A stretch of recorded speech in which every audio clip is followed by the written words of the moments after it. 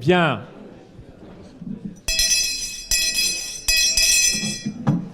Chers collègues, nous allons commencer notre séance plénière. Je donne tout de suite la parole à Philippe Breil, notre secrétaire de séance, qui va faire le procès-verbal de la séance de la semaine dernière. Bien, la semaine dernière était consacrée au bloc opératoire de demain. Nous avons une première communication de Philippe Picard. Plus fort. Ah, c'est que ça ne marche pas. Allô, allô. Voilà. Donc, les blocs opératoires de demain. On aurait pu dire expérience à partir des blocs opératoires d'hier, car j'ai eu l'impression, après la communication de M. Philippe Picard, architecte, programmiste et expert de santé, que le problème fondamental de la planification des blocs opératoires était, comme l'ont souligné d'ailleurs les questions d'Henri Bismuth, de François Dubois, de Philippe Montupet, le gros problème de cette programmation est que lorsqu'ils sont conçus, ces blocs opératoires sont livrés 10 ans plus tard et qu'entre-temps, la vraie vie a changé et qu'à ce moment-là, tout le monde se dit « mais quel est cet architecte qui a conçu cette structure alors qu'en fait, l'architecte n'avait agi que sur instruction des médecins qui n'avaient pas prévu l'avenir, mais qui peut prévenir l'avenir ?» Donc nous avons eu plusieurs questions après cette communication très intéressante et nous avons enchaîné ensuite avec un léger retard, mais je vais l'annoncer dans l'ordre où c'était prévu, avec une communication de l'IRCAD de Strasbourg, qui était une communication téléphonique, une présentation téléphonique, qui n'a pas tenu toutes ses promesses, mais où on a retenu quand même que la chirurgie maintenant c'était un mélange de réalité augmentée, de chirurgie avec instruments flexibles et surtout de robotique. Malheureusement, la liaison n'a pas été très bonne et on pense qu'on n'avait pas mis les mêmes moyens que lors de l'opération Lindbergh, qui a permis à Jacques Marescot d'opérer une vésicule depuis New York à Strasbourg.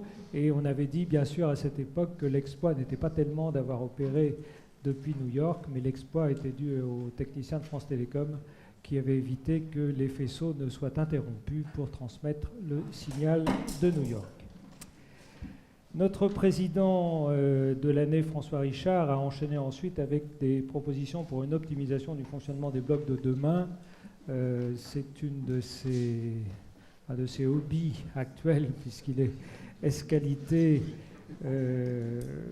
en charge de cette fonction pour l'assistance publique.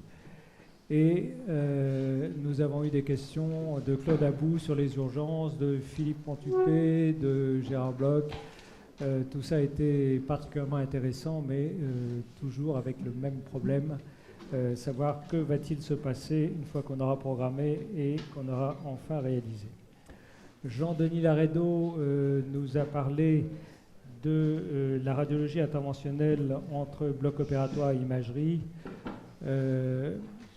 Un commentaire de François Richard sur l'organisation et la fonction, la lourdeur des patients. Tout ça tournait toujours autour du même problème.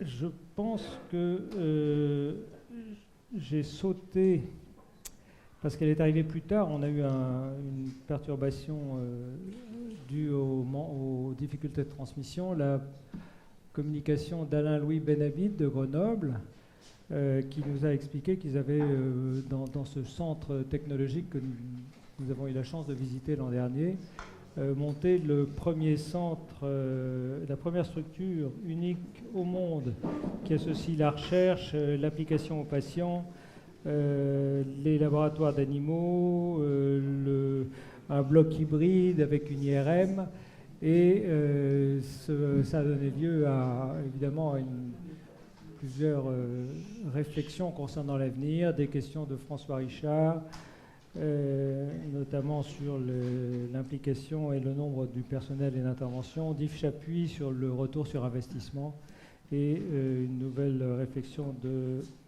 François Richard sur le bien fondé d'avoir une IRM dans un bloc opératoire.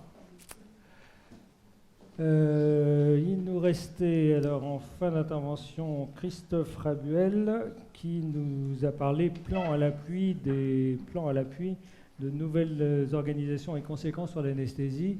Le seul élément important que j'ai retenu de cette présentation, car il est déjà en application depuis assez longtemps dans certaines structures privées, et l'existence d'une salle de pré-anesthésie qui fluidifie totalement les circuits au bloc opératoire, qui permet de ne pas mélanger les patients en pré-anesthésie et en post-anesthésie, notamment à SSPI, et surtout des éléments intéressants concernant la modularité à avoir entre la salle de pré-anesthésie et la SSPI en fonction du fait que l'on fait de la chirurgie programmée, de la chirurgie ambulatoire ou des urgences.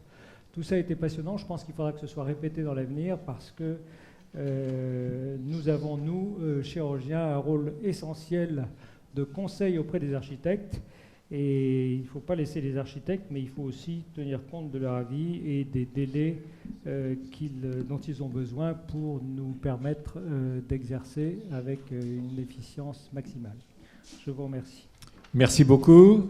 Y a-t-il des remarques ou des questions complémentaires sur ce procès-verbal de la séance? Car en effet, on a eu dès le soir même et le lendemain, le ministère, l'assistance publique, l'ARS qui ont téléphoné pour avoir les présentations.